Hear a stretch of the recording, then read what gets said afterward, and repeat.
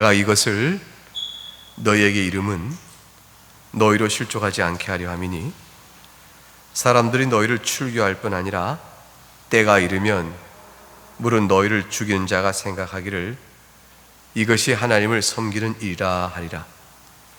그들이 이런 일을 할 것은 아버지와 나를 알지 못함이라.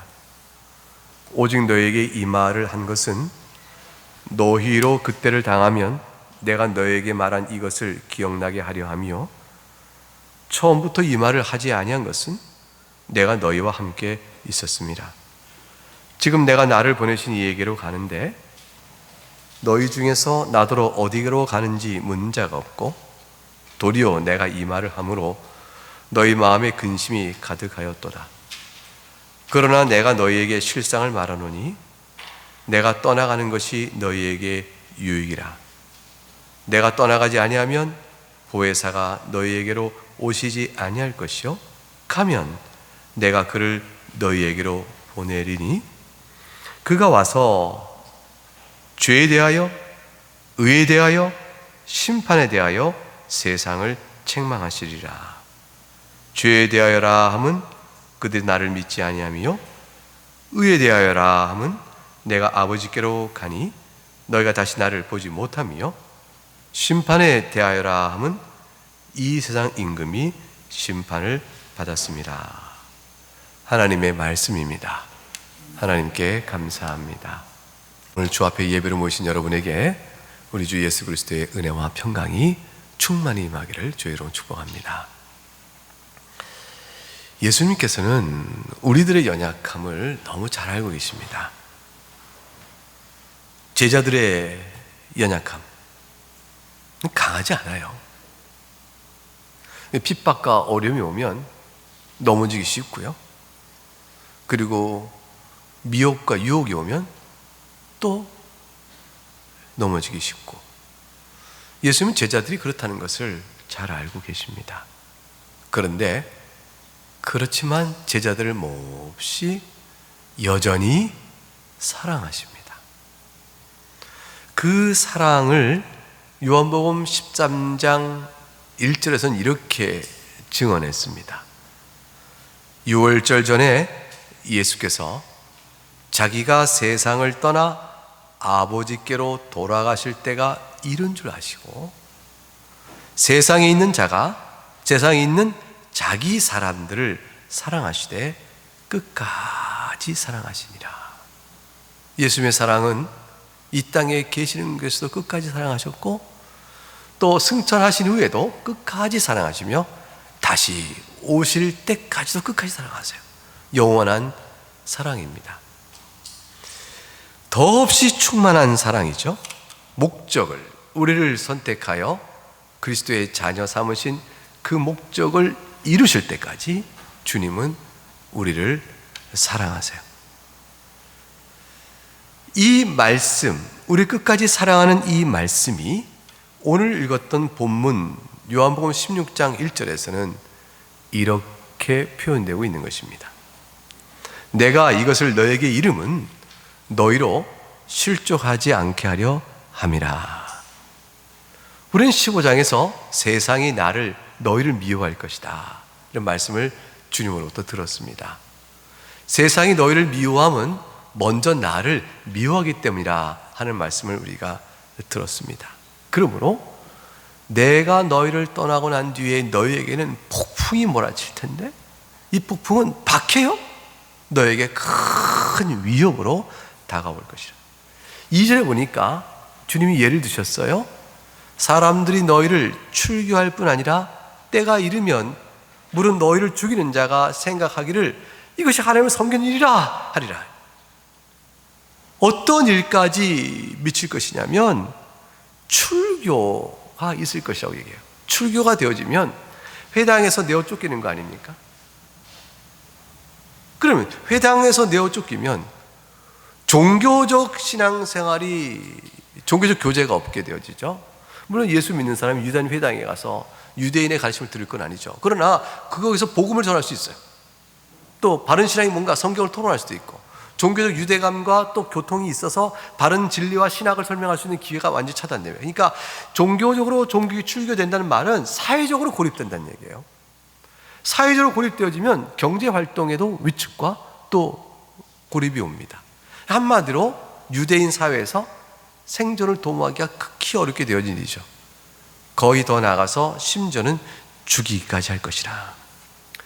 가족들 관계가 떨어져 나가고 심지어는 죽이는 박해가 올 것이라. 이러한 거센 박해가 밀어올 것인데 그것이 두려워서 너희가 마땅히 제자로서 해야 될 일, 그 본분을 잃어버린 일이 없도록 해야 한다. 그것이 바로 실족하지 않아야 한다는 말씀의 뜻입니다. 뿐만 아니라 유대인들이 제자들을 막 박해할 때 그들이 인간이 못돼서 악한 마음으로 주기보다 명분이 있죠. 그 신앙적 명분이 뭐겠어요? 하나님을 섬기는 것이다 라고 할 것이란 말이죠. 하나님을 섬기는 것이라고 생각되어지면 그 열심이 얼마나 큰 박해로 내려오겠어요. 이건 사도 바울이 스스로 고백한 그 내용이죠. 그런데 그때도 실족하지 말라. 이걸 참 당부하십니다. 여러분, 유대인이 하나님을 섬기는 예라고 그리스도 믿는 자를 박해하면 이건 무엇이 하나님을 섬기는 올바른 것인가에 대한 다툼이 있는 것이죠. 예수를 믿는 것이 하나님을 올바르게 섬기는 것이냐, 아니면 예수를 거부하는 것이 하나님을 올바로 섬기는 것이냐는 구체적인 예수 그리스도에 관련된 태도 결정이 필요한 것이죠. 이건 신학이에요. 왜 예수를 거부해야 하나님을 섬기는 것이냐? 세상에 하나님은 한 분이시거늘 저 예수가 스스로 하나님을 하니 어떻게 살려둘 수 있겠느냐? 이 말 앞에 답하라 라는 것이 되어지니까 신학의 다툼이에요.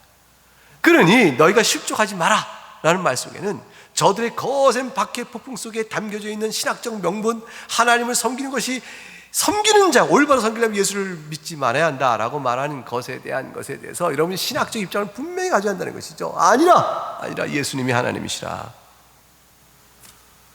예수님이 하나님이시므로 하나님께서 보내신 자 그분을 믿지 아니하면 하나님을 또한 믿지 않는 것이요, 너희가 바로 하나님을 거부하는 것이라. 누가 하나님을 바르게 섬기는 것인가? 이 일에 대한 실족함이 없어야 한다라는 것이죠. 그럼 누가 하나님을 바로 섬기는 것일까요? 그 박해의 큰 위협 앞에서 신학적으로도 흔들리지 않고 신앙을 굳게 지켜 실족하지 않아야 되겠는데 누가 하나님을 바로 섬기는 것일까? 3절에 주님께서 말씀해 주셨어요. 그들이 이런 일을 할 것은 아버지와 나를 알지 못함이라. 예수 그리스도의 말씀입니다. 주님의 이 말씀을 믿으셔야 합니다.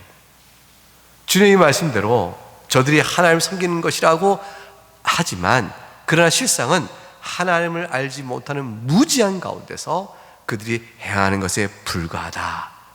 이 사실을 마음에 굳건히 두고 박해를 견뎌내야 하는 것입니다. 요한복음 15장 21절에 예수님께서 이르시기를 그러나 사람들이 내 이름으로 말미암아 이 모든 일을 너희에게 하리니 이는 나를 보내신 이를 알지 못하기 때문에 그럴 것이라. 왜 예수님을 박해합니까? 하나님을 알지 못하기 때문입니다. 예수님은 하나님께서 보내신 자이시며 성자 하나님이신 줄 저들이 알지 못하기 때문입니다. 그러니 알지 못했으니 저들이 예수님을 박해하고 죽이고자 하고 예수 믿는 자를 박해한 그들의 죄가 죄가 용서받을 수 있을까요? 그 죄가 아니라고 말할 수 있을까요? 그 죄를 핑계할 수 있을까요? 15장 22절과 24절에 예수님께서 이렇게 말씀하셨어요. 내가 와서 그들에게 말하지 아니했더라면 죄가 없었으려니와 지금은 그 죄를 핑계할 수 없느니라. 나를 미워하는 자는 또 내 아버지를 미워하느니라. 내가 아무도 못한 일을 그들 중에서 하지 아니했더라면 그들에게 죄가 없었으려니와 지금은 그들이 나와 내 아버지를 보았고 또 미워하였도다.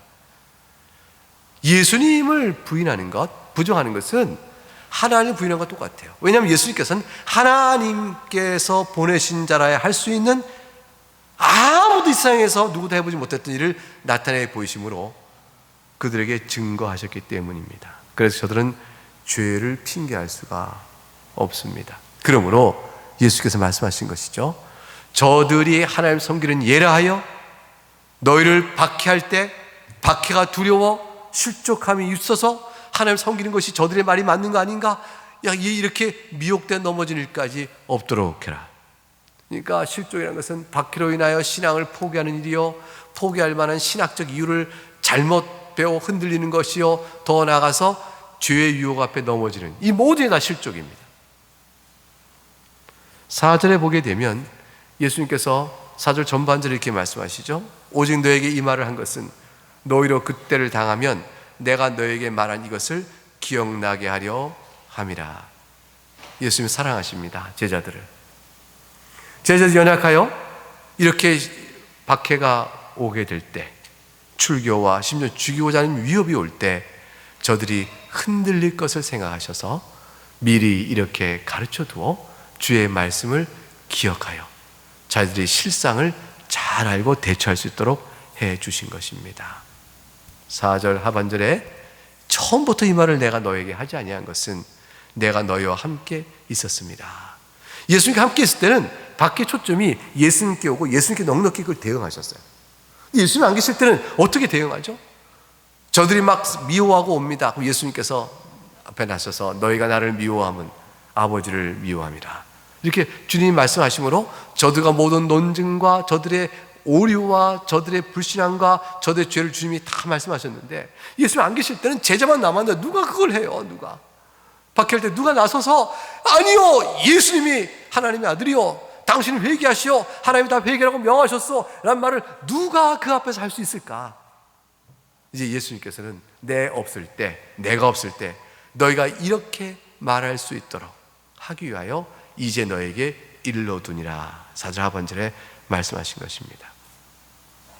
5절에 보니까 주님께서 계속 이렇게 말씀하시죠. 이어서 지금 내가 나를 보내신 이에게로 가는데 너희 중에서 나더러 어디로 가는지 묻는 자가 없구나. 도리어 내가 이 말을 함으로 너희 마음에 근심이 가득하였도다.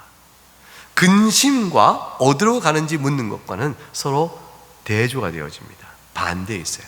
주님이 어디로 가는지를 물어 그것을 알았다면 너희가 내가 이 말을 하더라도 근심하지 아니하였을 터인데, 너희가 내가 나를 보내신 이로 간다고 하니 막상 내가 어디로 가는지에 대해서는 너희가 알고자 함이 없고 그저 내가 떠난 일 자체로만 마음이 낙심이 되어져서 그래서 근심만 가득하고 있으니 내가 보기에 너희가 안타깝도다. 이렇게 말씀하시는 거예요.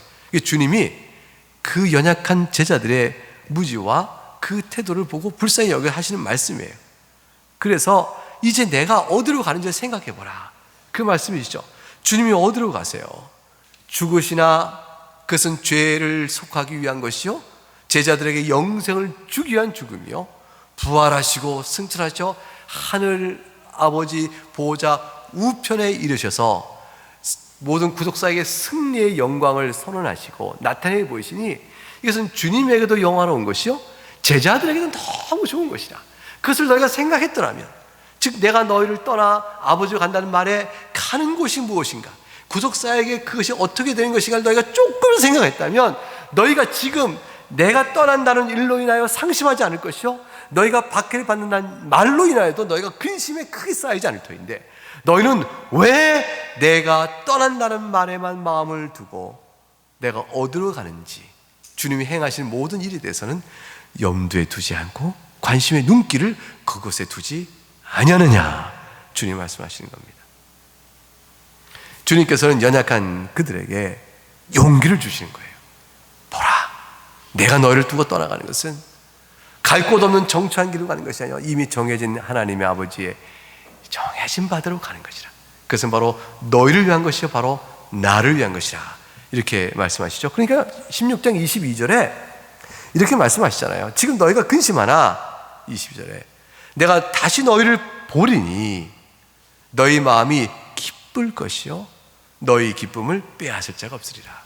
그러니까 주님이 어디로 가신지 알게 되어지면 그리고 그날 주님이 다시 오실 것이므로 너의 마음에 채워진 기쁨은 지금 너희가 상심한 근심으로 빼앗을 것이 못된다고 말씀하십니다. 과연 그 일이 어떻게 이루어질까요? 어떻게 우리가 더 이상 근심하지 않고 기쁨 가운데 거할 수 있을까요? 주님, 그게 어떻게 주님이 안 계신데 그것이 가능해요? 주님께서 이 일을 위해서 하나의 진리를 말씀해 주세요. 그것이 7절에 있는데 보혜사 성령 하나님을 보내신 일입니다. 7절 말씀을 우리 한번 찾아서 같이 읽어보죠. 시작. 그러나 내가 너희에게 실상을 말하노니 내가 떠나가는 것이 너희에게 유익이라. 내가 떠나가지 아니하면 보혜사가 너희에게로 오시지 아니할 것이요 가면 내가 그를 너희에게로 보내리니. 성령 하나님께서 오시면 얼마나 좋은 일이 있는지 너희가 근심하지 않고 도리어 기뻐하게 될 것이라고 말합니다.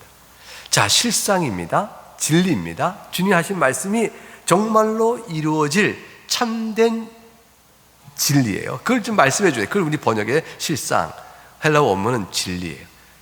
참되게 있을 일에 대한 바른 가르침을 내가 너에게 주어지니 이 일이 이렇게 될 것이라. 내가 떠나가면 너에게 유익이라. 이게 실상이라. 주님이 떠나신 것이 우리에게 어떻게 유익이 될까? 주님이 떠나가시면 그리스도에게도 유익이고요, 제자들에게도 유익이 되어집니다. 그 일은 왜 그럴까 하는 것은 그 뒤에 이어지는 말씀, 성령께서 오시는 일을 통해서 확인되어져 갑니다. 기쁨이 성령 하나님이 오심으로 인해서 너희 가운데 기뻐질 것이요, 그걸 보게 되어지면 정말로 주님이 떠나시기 우리에게 큰 유익이 없구나 하는 것을 알게 될 것입니다. 유익이 되는 일의 첫 번째의 이유를 성령 하나님 오시는 일로 설명하셨어요. 자, 주님 오셔서, 성령 하나님께서 오셔서 무슨 일을 하실 것이라고 말할까요? 8절. 그가 와서 죄에 대하여, 의에 대하여, 심판에 대하여 세상을 책망할 것이라. 그렇게 말씀하셨습니다. 책망하신다. 죄를 책망하신다. 의를 책망하신다. 심판을 책망하신다. 이렇게 생각하면 조금 어색해 보입니다. 죄는 책망받을 것이지만 의는 칭찬받을 일이지 책망받을 일은 아니니까. 심판하시는 일은 옳은 일인데 심판을 어찌하여 책망하게 된다는 것과, 여기서 책망한다는 말의 뜻에서 무슨 뜻이지? 하고 갸우뚱하게 되어지죠. 그러나 책망의 대상을 먼저 생각해야 돼요.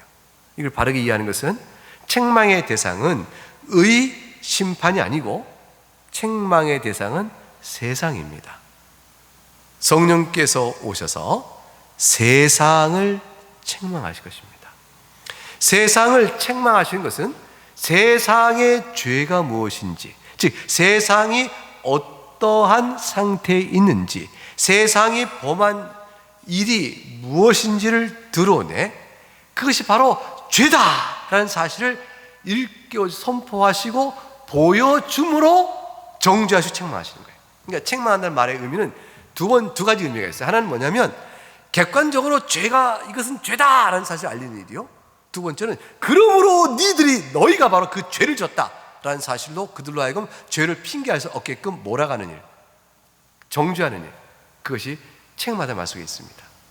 그러면 이것이 바로 죄다, 근데 이것을 범한 너희가 바로 그러므로 죄인이다 라고 말함으로 그들로 하여금 핑계할 수 없는 죄 인식을 갖게끔 선언해버리는 거, 그게 바로 책망이에요.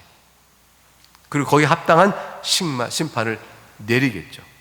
그러면 성령 하나님 오셔서 죄를 들어 세상을 책망하신다는 것이 무엇을 의미하는 것일까? 또 세상을 책망하되 의를 들어 책망하신다는 건 무슨 말이며, 심판을 들어 책망한다는 무엇일까? 그것을 하나하나 이제 살펴볼 것입니다. 이러한 성령 하나님의 책망의 일은 죄를 들어 내어 정죄하고, 이 일로 인해서 저들이 자신이 죄인한 사실을 핑계할 수 없다는 사실 때문에 내면 안에서 괴로움을 느끼게 하는 것이죠. 그리고 이제 내려질 심판 때문에 두려워하게 하는 것이죠. 그런 일들을 책망한다는 말 속에 품어 있는 뜻이에요. 그렇게 되어질 때 사람들의 반응은 어떨까요? 어떤 이들은 죄가 무엇인지를 정죄받고 그 정죄된 죄 인식이 자기에게 들어와 마음의 양심의 괴로움이 있게 될자, 어떤 이든 그 괴로움에 따라서 그럼 내가 어쩌면 좋을 것인가 하고 하나님의 긍휼의 용서를 바라는 대로 나온 이가 있을 것이요, 어떤 이들은 그 양심의 결함에도 불구하고 아니다! 라고 말하며 예수가 틀렸다! 라고 말하며 그 복음에 대해 저하는 이들이 있을 거란 말이죠.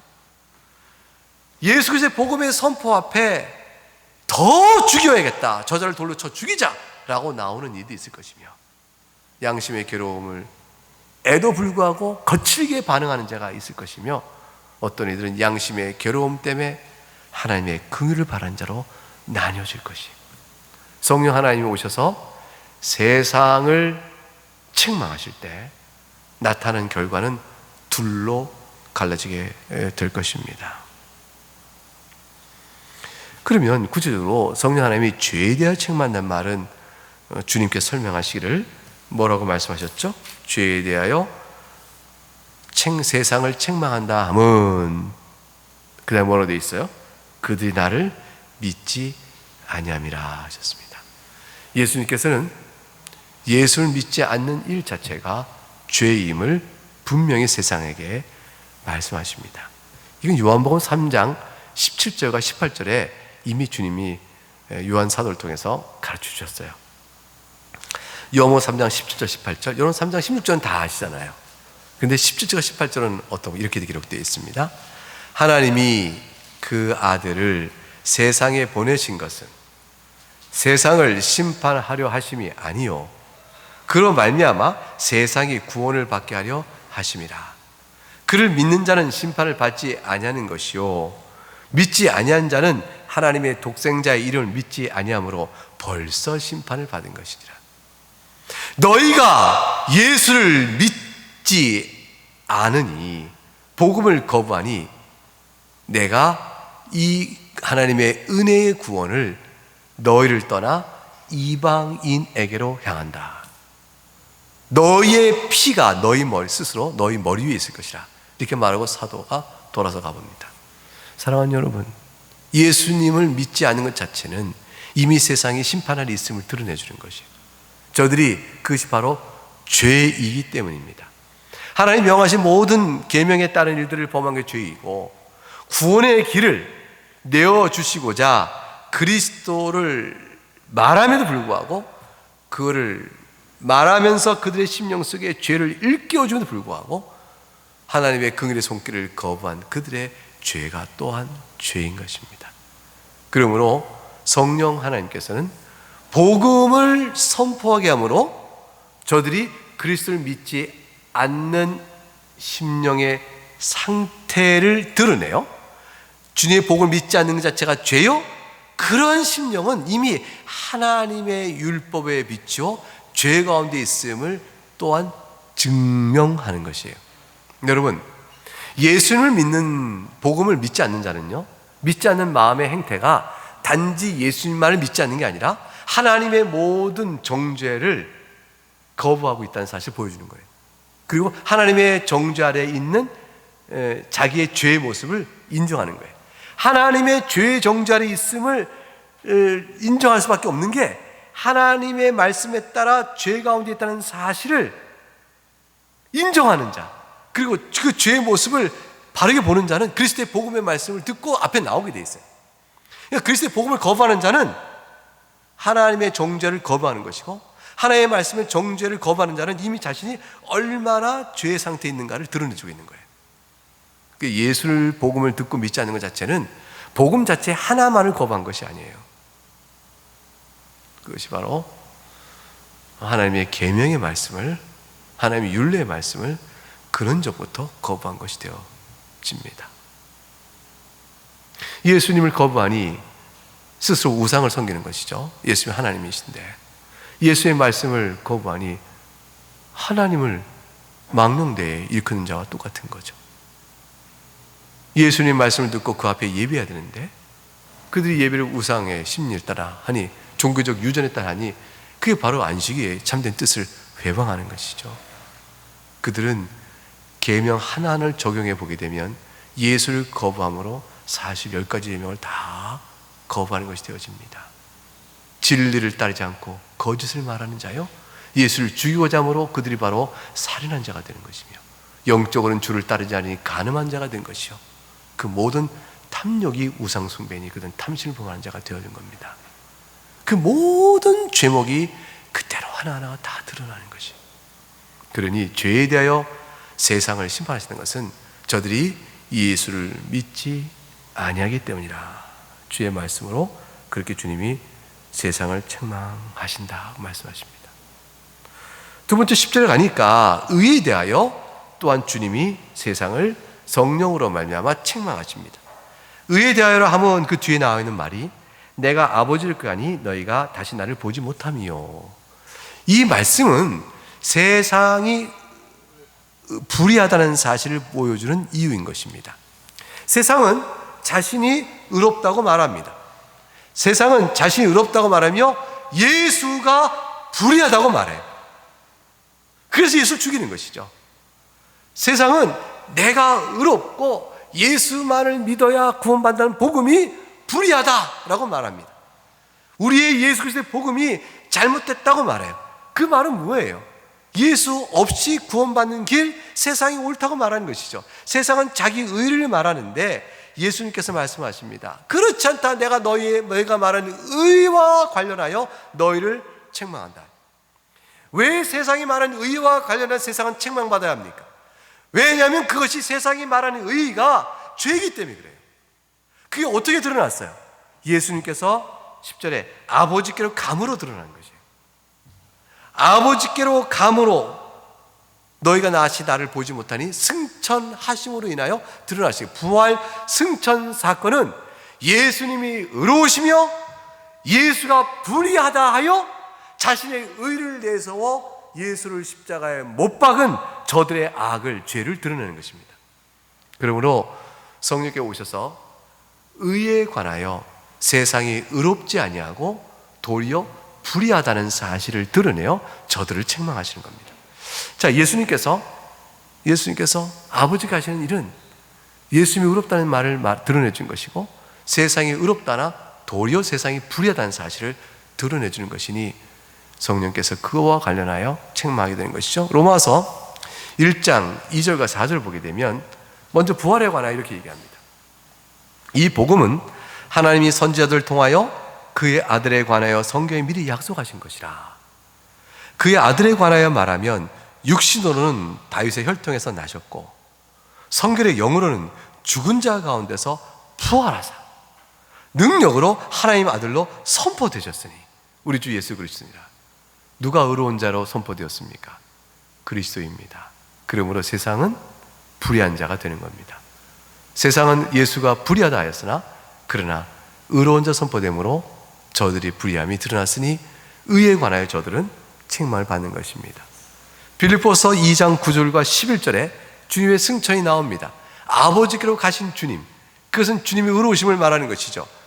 기록되기를 빌립보서 2장 9절부터 읽으면 이러므로 하나님이 그를 지극히 높여 모든 이름 위에 뛰어난 이름을 주사 하늘에 있는 자들과 땅에 있는 자들과 땅 아래에 있는 자들로 모든 무릎을 예수 이름에 꿇게 하시고 모든 입으로 예수 그리스도를 주라 시인하여 하나님 아버지께 영광을 돌리게 하셨느니라. 예수님은 의로우십니다. 세상은 의롭지 않고 불의합니다. 저들의 죄가 예수님께서 부활하시고 승천하신 걸 통해서 만방에 선포되었으니 성령께서 오셔서 저들을 책망하십니다. 11절 심판에 대하여라고 말씀했습니다. 심판에 대하여라면 이 세상 임금이 심판을 받았습니다. 그러므로 저들은 예수님을 심판했다고 말하죠.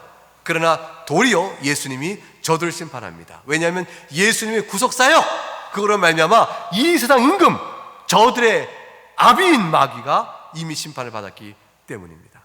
심판에 관하여 너희가 예수를 심판한다 하였으나 그러나 너희가 도리어 예수님께로 말미암아 심판을 받으리라.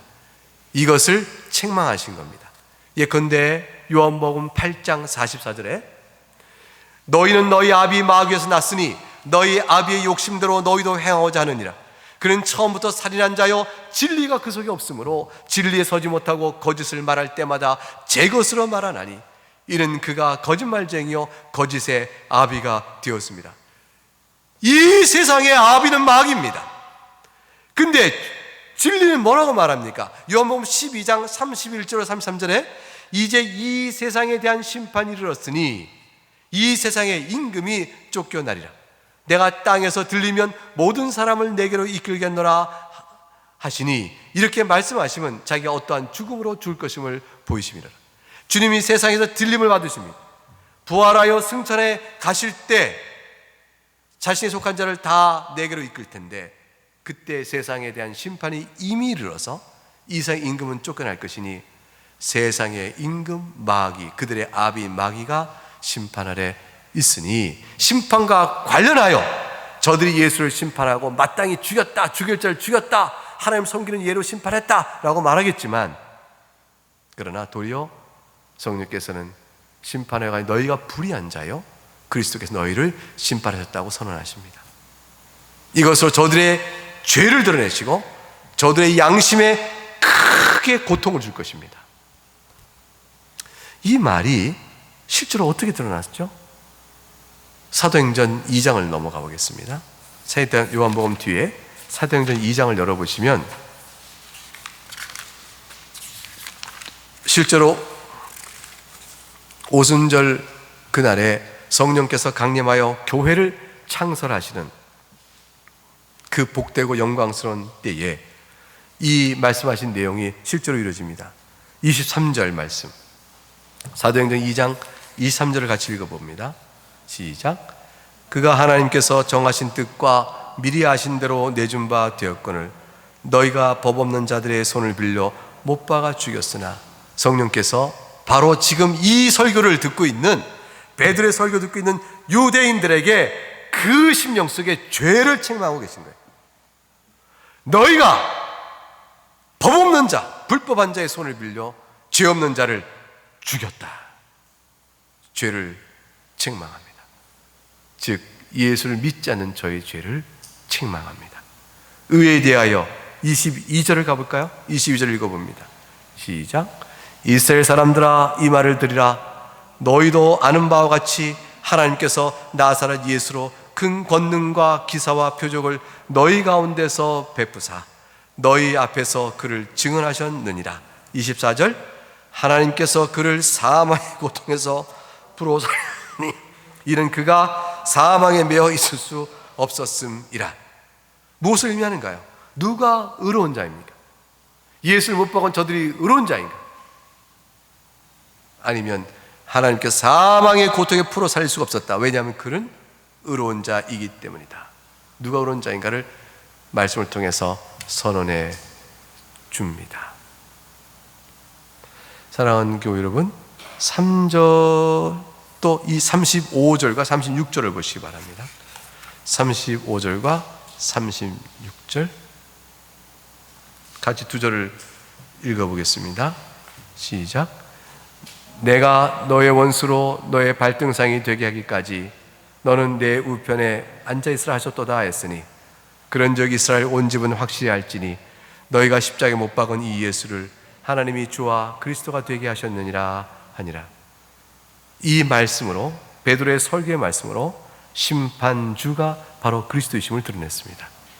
저들이 심판을 예수를 향하여 행한 것이 아니라 바로 예수 그리스도께서 저들을 심판하여 저들이 세상 임금이 다 주 앞에서 심판받는 자임을 드러내셨습니다. 사랑하는 교회 여러분, 이 복음을 들은 유대인들과 세상은 어떻게 반응했을까요? 37절과 40절 말씀에 복음의 말씀을 듣고 갈라진 반응이 나옵니다. 37절과 40절 말씀.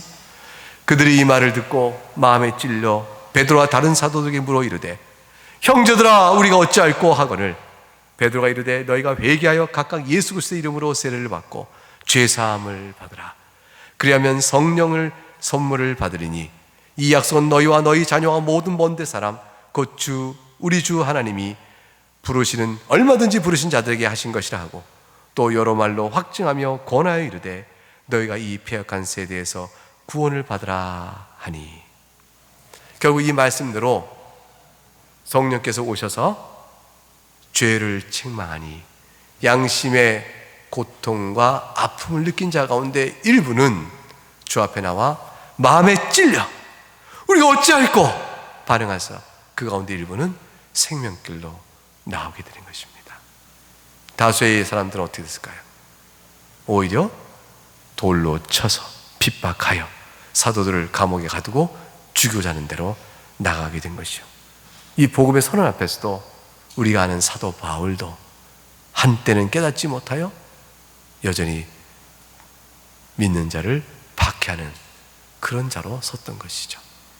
오늘 읽었던 요한복음 16장 이 내용은 사도행전 첫 2장에 나와 있는 이 놀라운 사건을 통해서 우리에게 굳건한 믿음의 길, 두려워하지 않아야 될, 세상을 박해를 받도 두려워하지 않아야 될 이유를 선명하게 보여주고 있습니다.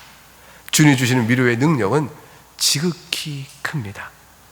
이 진리가 여러분 모두에게 들린 바 되었으며 여러분이 믿은 바 되었습니다.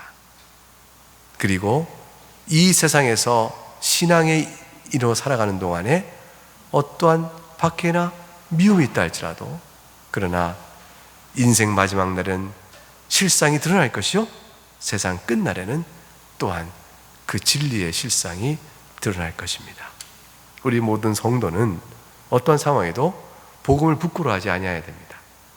그 유명한 로마서 1장 16절 말씀, 내가 복음을 부끄러워하지 아니하노니 이 복음은 모든 믿는 자에게 구원을 주시는 하나님의 능력이라 그랬습니다.